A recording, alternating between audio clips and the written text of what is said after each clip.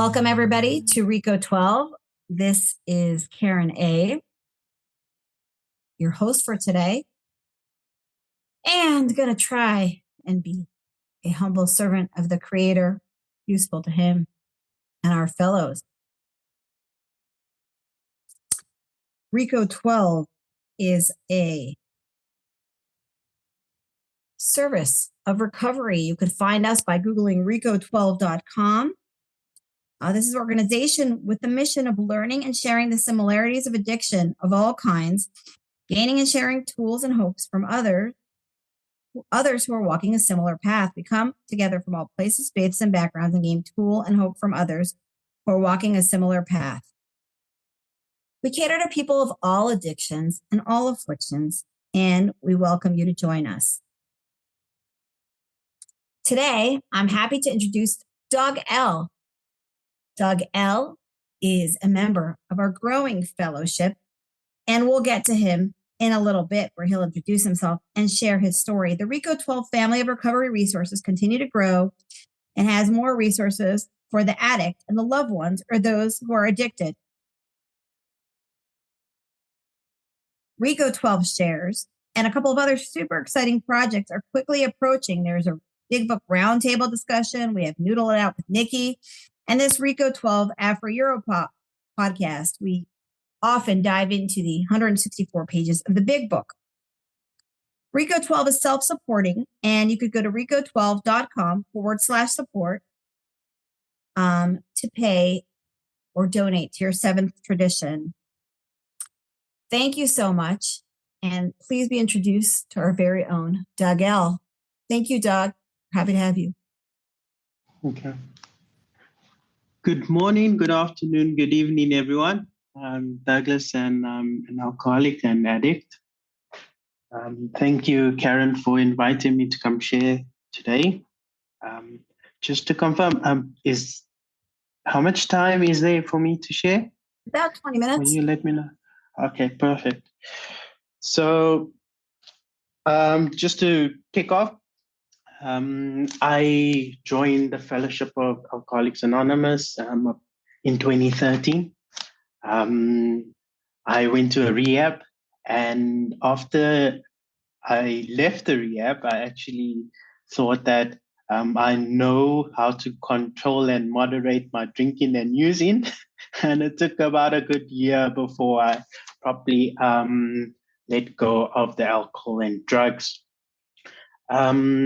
I just wanted to mention that because in the beginning, I thought that it was all about drugs and alcohol as being the problem, and that isn't it.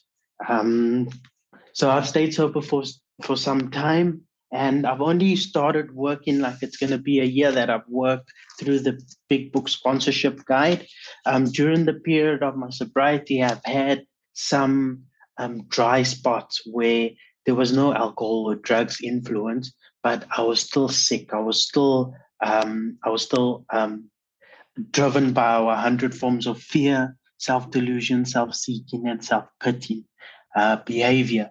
That darkness, that anxious or fear feeling that you get, I get in my belly, and I wasn't living a peaceful life. So, working through the steps, I've thought, let me today share on helping others. In the chapter working with others, and this is a very important or a very crucial part in my recovery, living sober every day. So I'll start going through the topic I chose, and then I'll just share on it. So on page 97 of the big book, Working with Others, this is chapter 7. It says, helping others is the foundation stone of your recovery. A kind act once in a while, it isn't enough. You have to act the Good Samaritan every day if need be. So in reading out that, I just wanted to touch on another page too, which is here on 80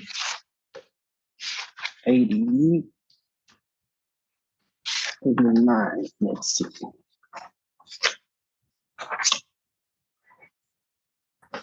89.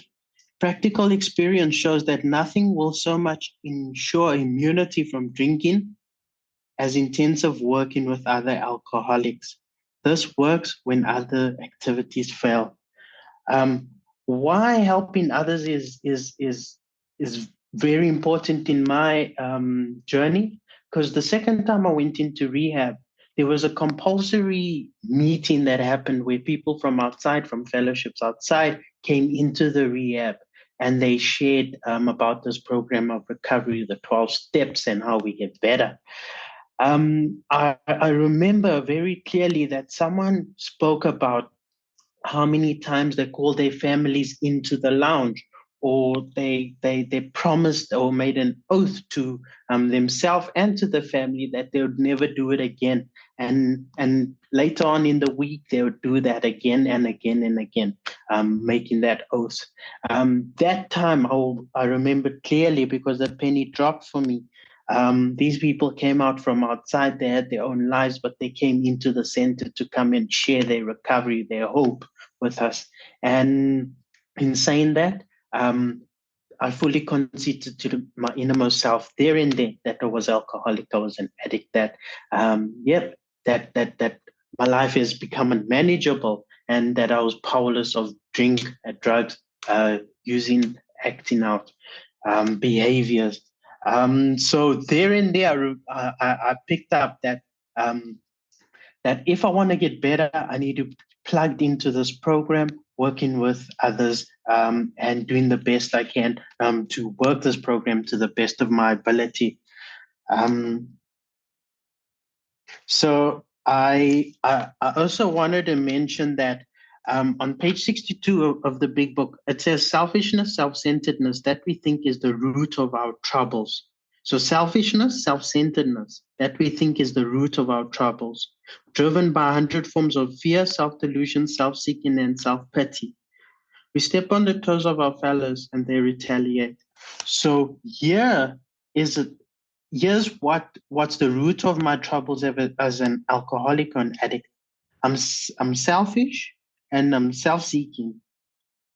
The only way, if I think logically about this, to be rid of selfishness and self-centeredness is to follow the path of our new employer, which is God.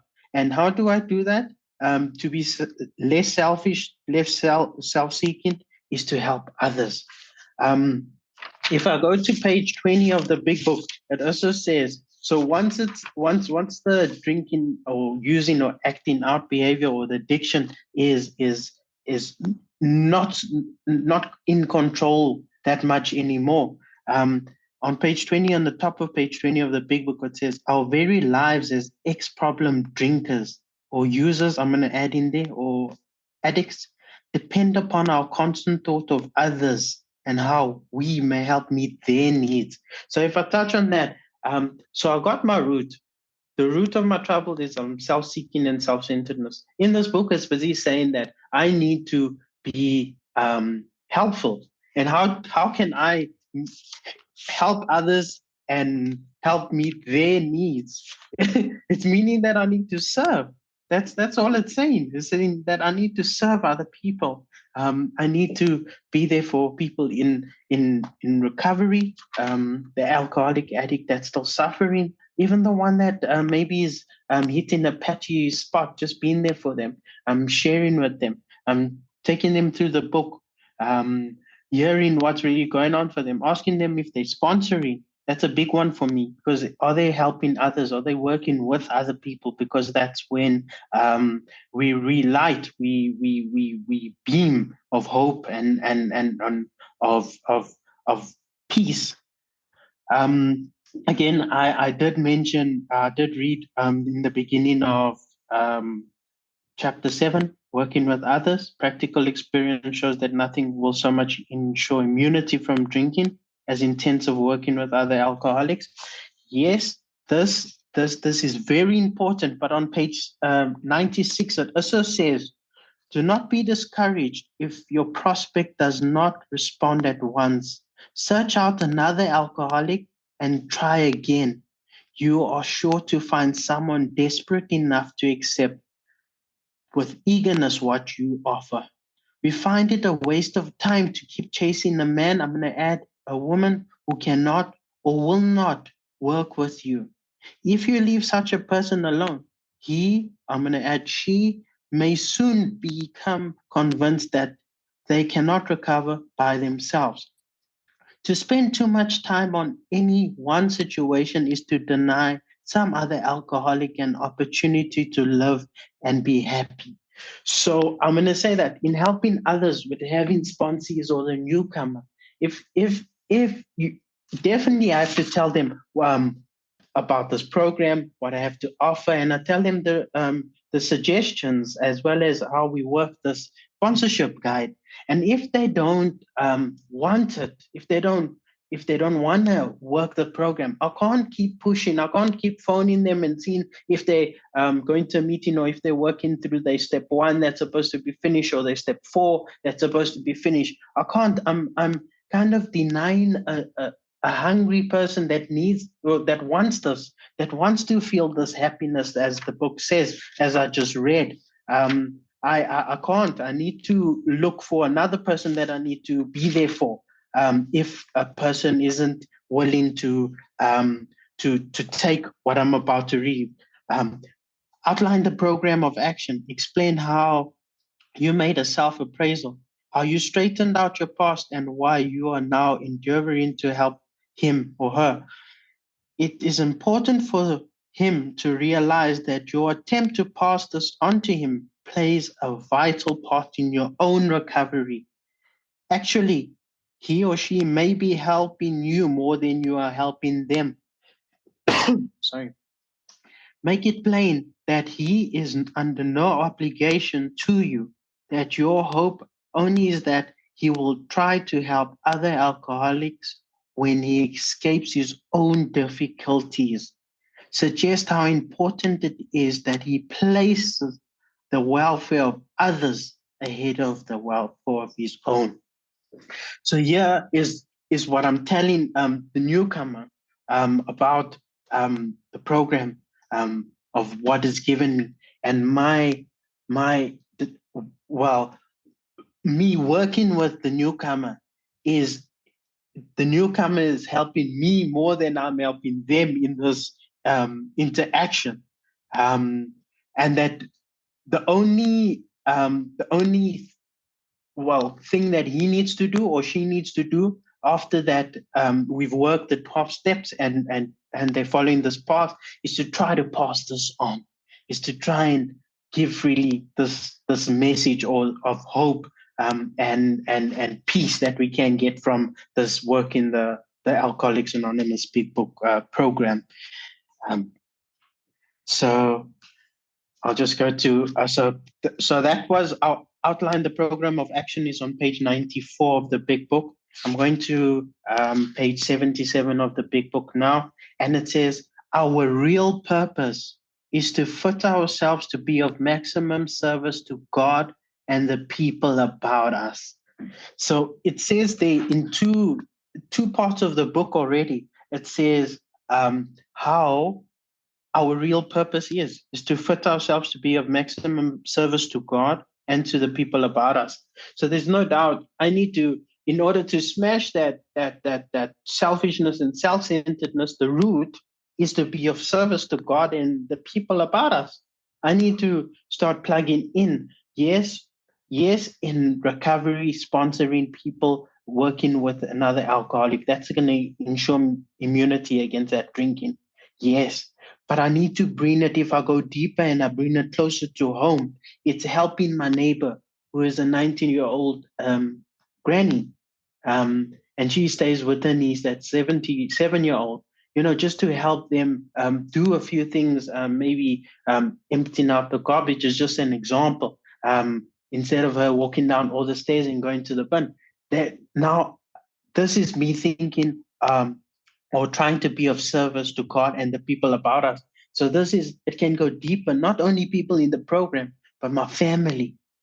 Going to do work at a shelter, maybe animal shelter, maybe a shelter that for people, going to doing things that I'm not paid for, but it's voluntary service type of thing, where I can get outside of me thinking in my head. Because again, what I said in the beginning, it wasn't about the drinking and drugging.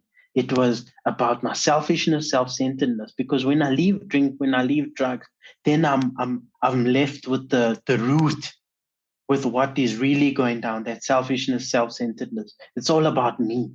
And how do I get rid of that all about me? Is by working with fellows. It's by serving people.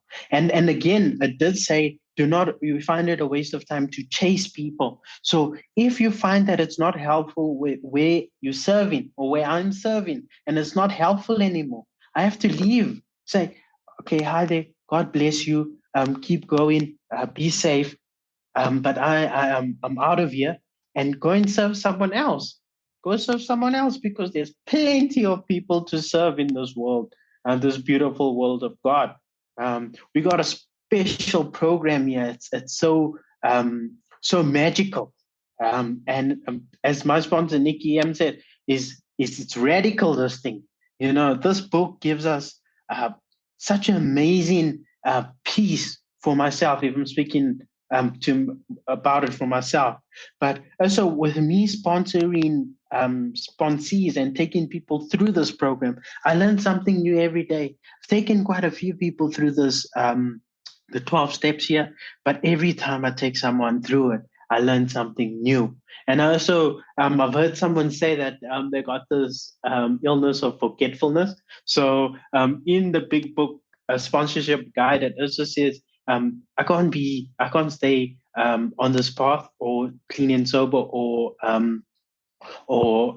free from those acting out behaviors with yesterday's spiritual experience. I need to get today's spiritual experience. I need to work with people today. I need to connect with God today. I need to increase my conscious contact today to get better today, because it's just for today that I'm here. That is real. That is that I can follow this path. So, yep. I will go to page 70 of the big book. I also just wanted to touch on one part.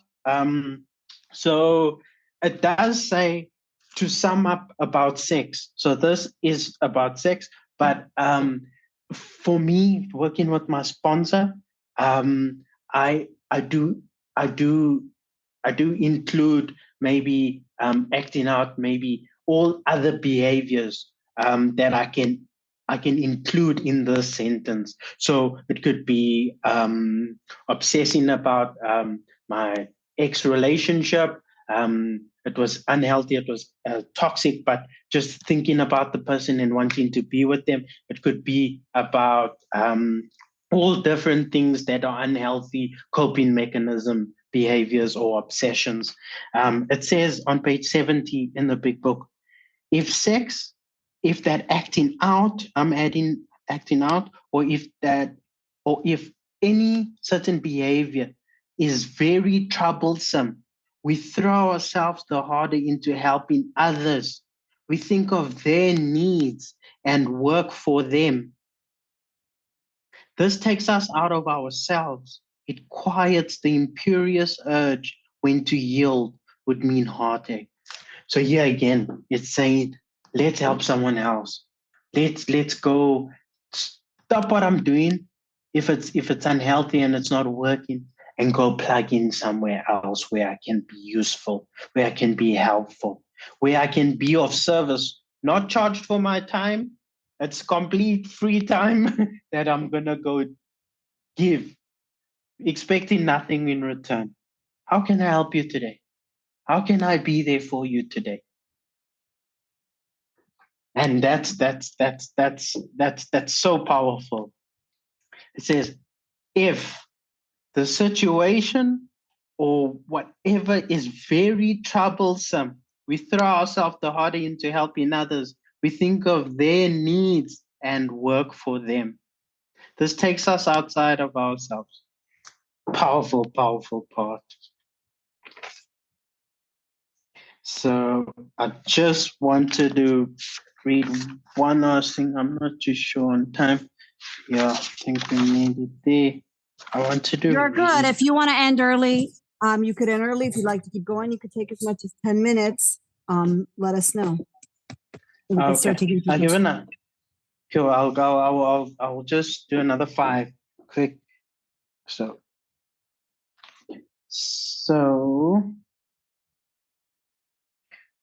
I'm just looking for my thought, train of thought.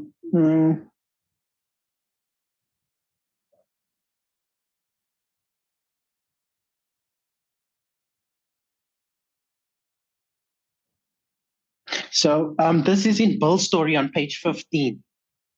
So it says, I soon found that when all other measures failed, work with another alcoholic would save the day. So in Bill's story, I soon found that when all other measures failed, work with another alcoholic would save the day. So yes, I said that we need to be of service even with people in our community, but to work with another alcoholic, we understand each other like no one else can. So yes, I need to work with alcoholics and be of service and take people through this 12-step program and plug in and be there of service when if my phone probably rings early hours of the morning to take the call and to be there for that person. However, also saying that I need to also be of service to anyone, the stranger in the shopping center or the supermarket, or if I see maybe for example, this is just example, a mom holding a child and something drops on the floor, just trying to go help her, to pick it up or be there for her, just instead of just looking at her. I mean, like I'm not picking up that because I could shift into that kind of mind frame. But to be there of service to anyone, that was just an example. But just to be there of service to anyone. If I just want to wrap up on 2 things. On page 84 of the big book. Let's get in there. My big book. So 84 on our big book, it says, love and tolerance of others is our code. Love and tolerance of others is our code. So if I touch on this one, yes, people are gonna hurt me as I go through the day at work. Maybe they're going through so much stuff and they say something that actually affects me. And this is the time where love and tolerance of others is our code. So it mentions this quite a few times in the book, to love and be tolerant of others. But I just wanted to mention it right now. Yes, when I'm interacting with any human, I could be hurt at a certain point where someone can offend. But my point towards this, love and tolerance towards others, is our code, is to be loving, kind, and tolerant, to ask God to remove that anger, to show me the love and tolerance that I need, that a kindly guide to give to a friend, you know. It says in the big book also, on page 67, God save me from being angry, thy will be done. It also mentions on 66, if we were to live, we had to be free of anger. The grouch and the brainstorm were not for us. They may be the dubious luxury for the normal man, but for alcoholics, these things are poison. So I can't have anger. So if someone offends me, God, please help me. Help me not be angry. Help me show this person forgiveness. Thy will be done. And it's going to happen a few times. Sometimes it's better for me not to react and rather respond to the person. Like, okay, and put down and just rather pause and leave that that conflict immediately, and to be loving and tolerant towards all. It's a tough one. I can say it now to everyone here. but sometimes it's difficult. It is difficult, but I've learned it gets better every day to know that I was in my active alcoholism and in some um, um, dry drunk parts of my journey. I was a lot. I could get offended quite easily, and I could react and say things that weren't very nice. But today, where I'm at, I know what I need to do, and what needs to happen is that I need to know that I need to be loving and tolerant towards all, from the person, the cleaner in the organization, to the CEO of the organization. Everyone needs my loving and tolerant approach to things. I need to do it towards all, no matter what title they have, no matter who they are, what color they are, whatever they are. They are people, and they're God's people. And in our book, it says deep down in every man, woman, and child is a fundamental idea of God. There's God inside of everyone. So that's God's people. Everyone's God's people. So I need to be loving and tolerant towards God's people. Um, so it's time. Okay. So I just wanted to go back into Bill's story for the last little. I just wanted to just touch on this last little bit. Um, So it says here, it's a promise. I was soon to be capsulated into what I like to call the fourth dimension of existence. I was to know happiness and peace and usefulness in a way of life that is incredibly more wonderful as time passes. For me, if I share on that, this program, Working the 12 Steps, the people that I've met in this program, I haven't felt so amazing in my life as I do today. Things have just, well, if I just mention today, my life is ups and downs all the time. More so in my relationship, that one it's been a bit challenging for some time now. But other than that, career, family life, every other part of my life has been amazing. But I think I've just had too much control in my romantic relationship life, and there's lots of hurt and trauma in our relationship. That's why it's been something that has affected me for some time. But I need to let go of that part and let God into it more so, as I let God into all other areas but that part. And in saying that, I can know that happiness, peace, and usefulness in a way of life that is incredibly more wonderful as time passes. So everything else is so amazing. I can live in a peace today that I've never experienced ever in my whole life. Thanks to this program, thanks to the people I've met in this program, and I'm so grateful for this program, the 12 Steps, the Big Book Sponsorship Guide, Nikki, my sponsor, and people, I've met here. I'm really entirely grateful for them. So um, that's really all I have to share. Um, yeah, that's about it. Thank you so much, Doug, for your beautiful message. I, for one, 100% needed to hear it. I'm sure, as did everyone on this line. Thank you for your service and for all that you do. I jotted down some questions that we could start out with, and if anyone else has some questions, you could put them in the Q&A. Oh, I see a great question there. Okay. The first question I have is, can you share about your sponsorship? I know you work with others. I know you help the old lady in the supermarket, the young mom, and I love that.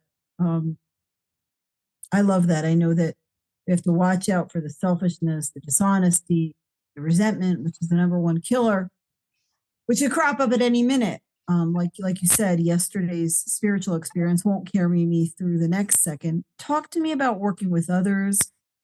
Where do you find your sponsors?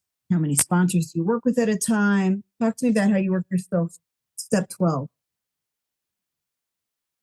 Okay, so I first said that I I got the message of the Fellowship of Alcoholics Anonymous while I was in a rehab, and that's where people actually came through from outside, from the anonymous programs, to come and share about this fellowship that we've had, because I never knew about it, but they came and shared about it. So for me, I got my message there. So I always, throughout the time I've been in recovery, I plugged into rehabs, because that's where I actually was able to work with the very new person, which is just come off the streets and is kind of in a detox center. And that's where I started working with others. And it is amazing. And yes, you do easily get sponsees from there. But however, now with the online world, we can join meetings all over the world, globally. And in the chats, you can just put in there, my name is so and so, my name is Doug. I'm available for outreach. I'm available for sponsorship. Yeah, here's my number. And we put that in the chat. And most of these groups, online groups, are allowing this today. So if you need sponsors, try to go to these meetings and put your name on the list for sponsorship or outreach. Even just talking to a fellow to bounce back ideas of the big book. That's also helpful, because then you start sponsoring this person. And yep. But if you can't, go to rehabs, because that's where, go to rehabs, join a rehab meeting where you can share your hope, your experience, what you've got from the program, how you've become free from all these addictions, and you're feeling that peace. And I'm sure someone's gonna come and pat you on the back. Can you help me through this program? Also, going to meetings, if you go to meetings, even face to face meetings, you see that they usually say, is there anyone here for the first time? Maybe after the meeting, go to that person and offer, you take their number. Usually we, before, when I worked through other programs, it was like the sponsee needs to ask me for my number. No, I can ask them for their number and send them a message. And if they do want this thing, I'll plan a call with them. I schedule regular meetings once, twice a week, regular meetings, which we both attend, and we're on time and we work through this thing. There's lots of people hungry out there for this thing. And once they get it, wow, it's amazing to see how their lives change, and it just grows and grows from there. So I hope that answers your question.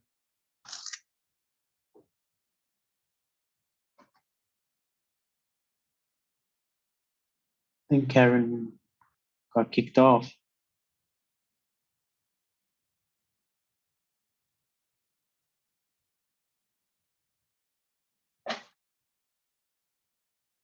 And let's see if there's any other question here.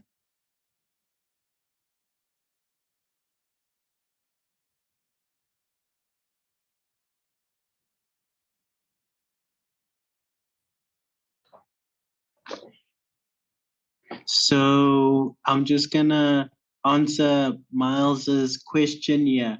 In regards to service and helping others, what's the one thing you now know that you wish you knew earlier on in recovery? You know, this is a little bit of a difficult one, Miles. Thanks for your question there. What I now know, I always thought it was about the drinking and the drugging and all of that, back then.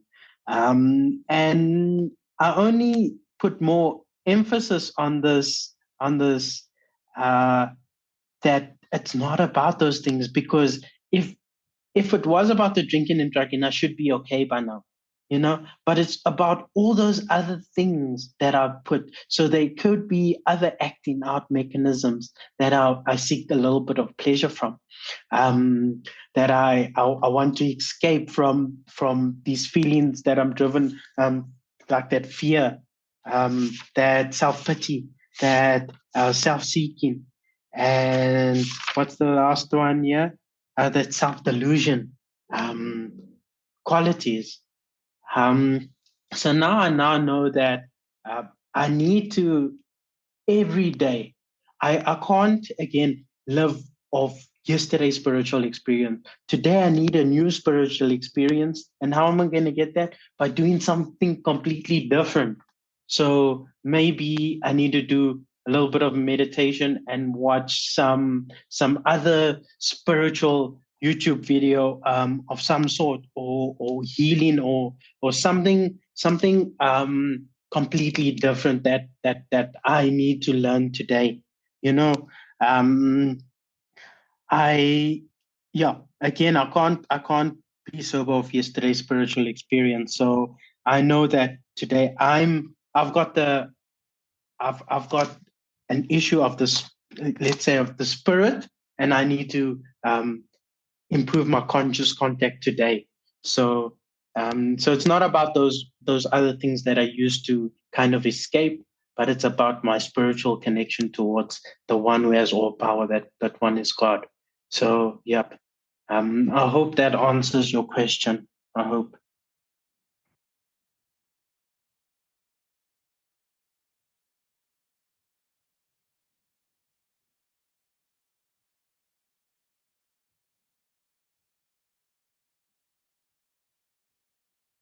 So there's another question there.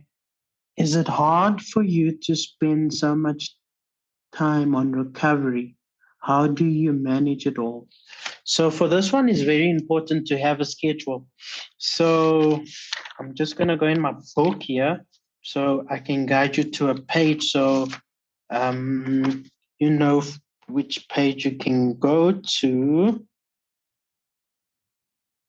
Uh, 1 second.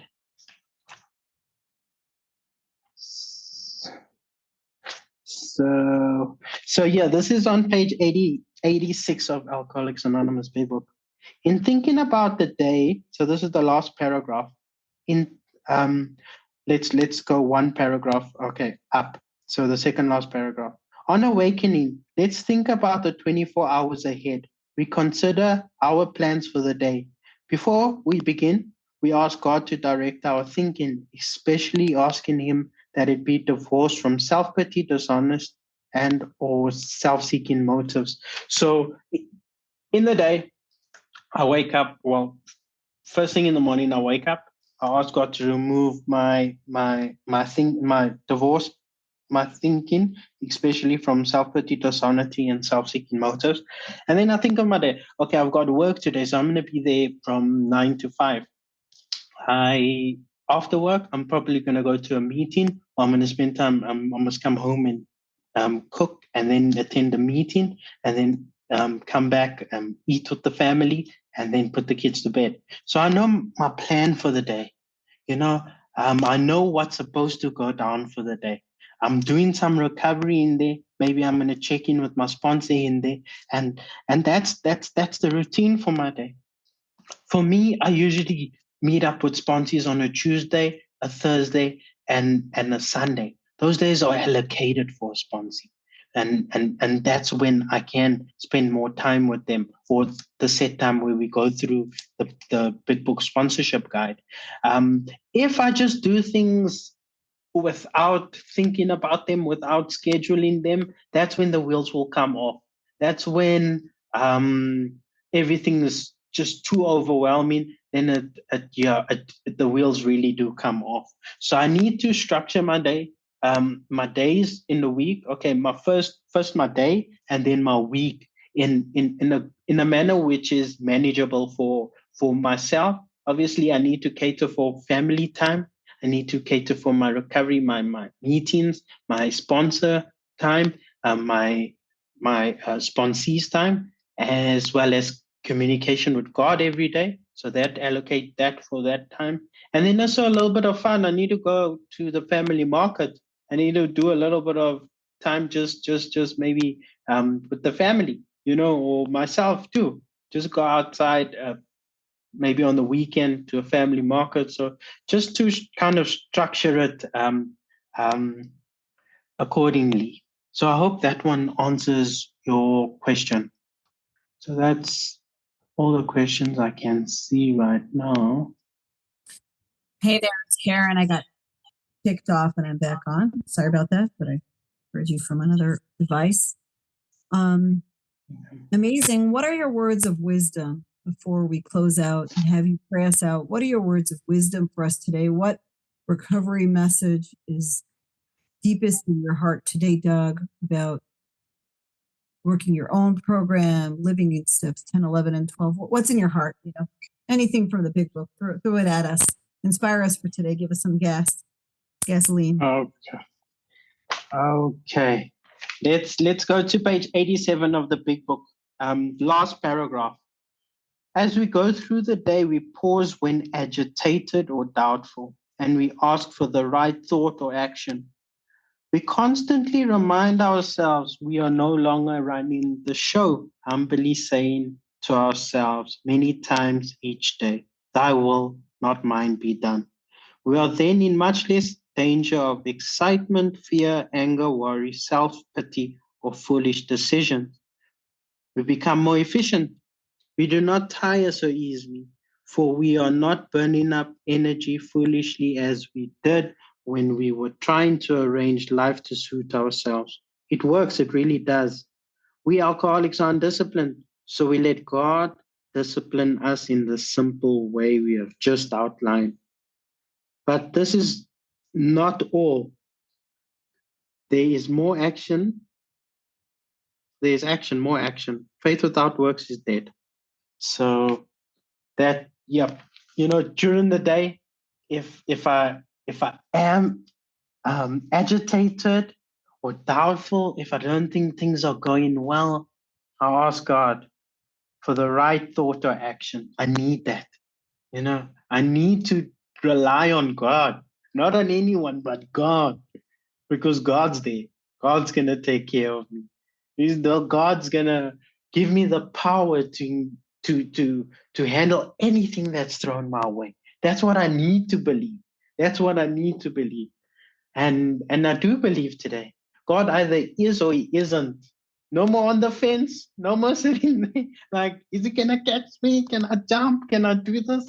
God is there. I just say a little prayer and I don't struggle, as the book says. I just go and be. Say a little prayer, do what I can. Do what's in front of me. Don't go too above and beyond. So yeah, that's what I have. Amazing. We are no longer running the show. So can you select a prayer? Perhaps you already selected a prayer with which to pray us out. Before we do that, I'm going to remind everybody that you could pay your seventh tradition, make a contribution through Reco12.com. If you'd like to join us in the Afro-Euro time zone or in other time zones, can record a 3 to 5 minute share on the speak pipe. If you would like to share here, you can WhatsApp me. I'll put my number in the chat again. If you have other people you want to recommend, we're always looking for more speakers in our time zone. So Doug L., I'm so grateful to you. Please spread the word in South Africa. I have a few fellows there, but definitely not enough people representing. So if you've got a strong message and you've got a God squad that has a strong message, send them our way and share with us your prayer to carry us throughout the day in fellowship and service. Okay. So there's one more question. Can I answer that or should I just pray? Oh, of course. That is our service. That is your job, to be of maximum helpfulness. Absolutely. So it says, how do you manage to do so much service, be there for others so much? I have tremendous selfishness. So with this one, we need to work through the book. We need to start at step one. If you haven't started at step one, try and get a big book sponsorship guide sponsor that will take you through this, because this it's like a mirror. We find out exactly the root. Why are we so selfish? What is really going on? From step 1 to step 12. In step 4, we're going to find out what are these What are these things? So selfishness, self-centeredness can be a means of fear. It could be something that you're afraid of losing, something you're afraid of happening, which probably hasn't happened, but is something maybe you're predicting that might be happening. Maybe you have a fear of abandonment issues. So I like to group them so then it actually it, it, it it helps me in all parts of my life. Maybe you're afraid of being rejected or so on and so on. And we break this down for you in the Big Book Sponsorship Guide, so you can see exactly your own inventory. Where am I to blame? What is my fault? What is really going on? And again, I read the root.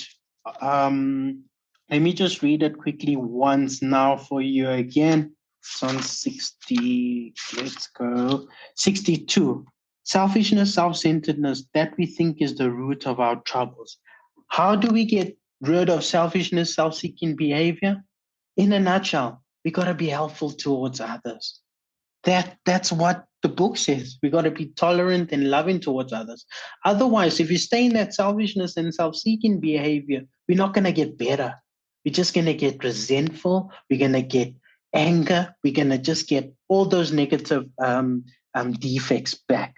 And we're probably going to drink for that ease and comfort that comes from taking a few drinks. So that's what I don't want, because I know if I drink, I can smash TVs. I could be loving. I don't know what I'm going to get.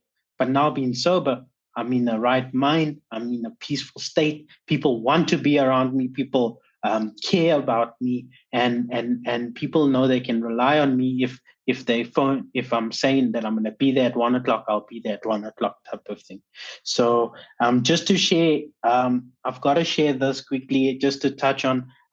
This recovery has given me things beyond my wildest imagination. My mom kicked me out of our house when I was 24 because of the behaviors I was going through. That's in 2014, and today, where I'm at in my recovery, she's given me keys to her home. I don't stay with her, but she's given me keys to her home. She calls me for anything. She doesn't call any of my other brothers if she really needs. If she needs help, she'll call me. She runs marathons and all of that. So if you're a runner, you need to put in case of emergency number on your chest. And my numbers are in case of emergency number. Not my other brothers, it's my number. Because through this program, she believes in me that I'll be there if something happens to her. But if I was drinking and using and acting out and doing those crazy things, she would never put my number there if something happens to her while she's running a 60K marathon. So I need to change and shift my whole thinking towards this program, and I'm going to learn how to love and accept and be tolerant towards all. So I hope I answered that question for you. So Big Book Sponsorship Guide, try and go to Noodling Out with Nikki. You can get a nice sponsor. And yep, you can definitely be free from that selfishness and self-seeking if you work through these 12 steps. Yes, Doug, will you put your number in the chat? I'm getting private messages of people loving your share, regretting that they came on late, wanting what you have, so that people on this meeting can reach out to you directly. Sure. Maybe. Is it? How do I put it in on the Q&A? You could put it in the chat, actually. Go to chat.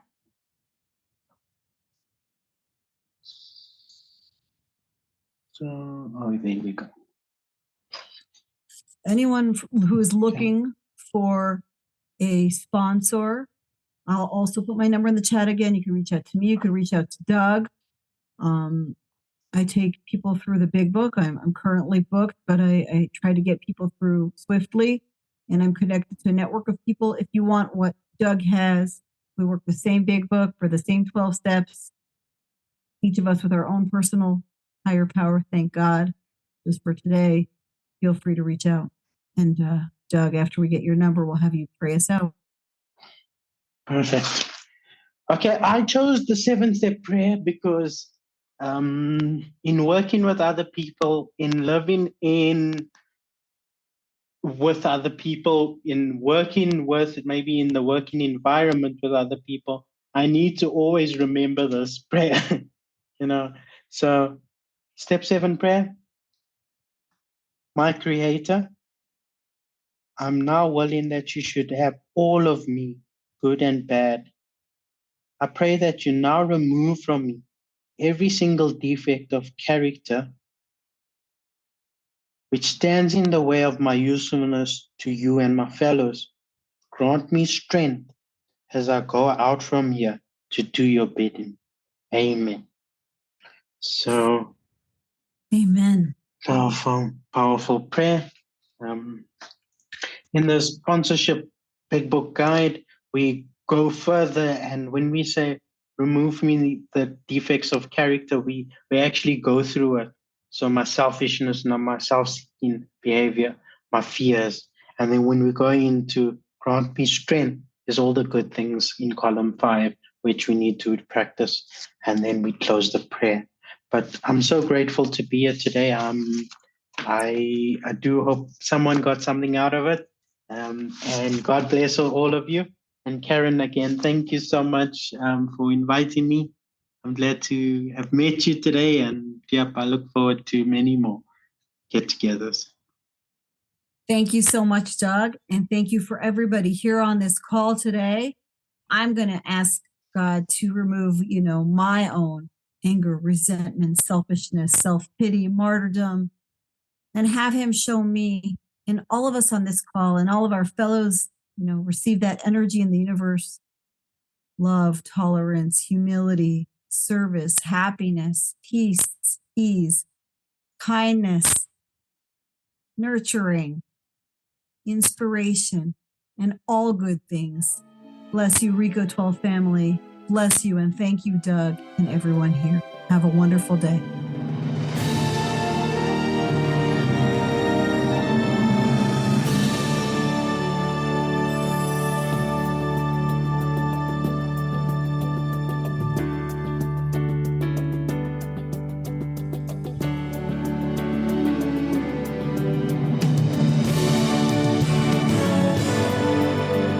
Standing still a moment, carving out this time, reflecting on the landscape of this life of mine.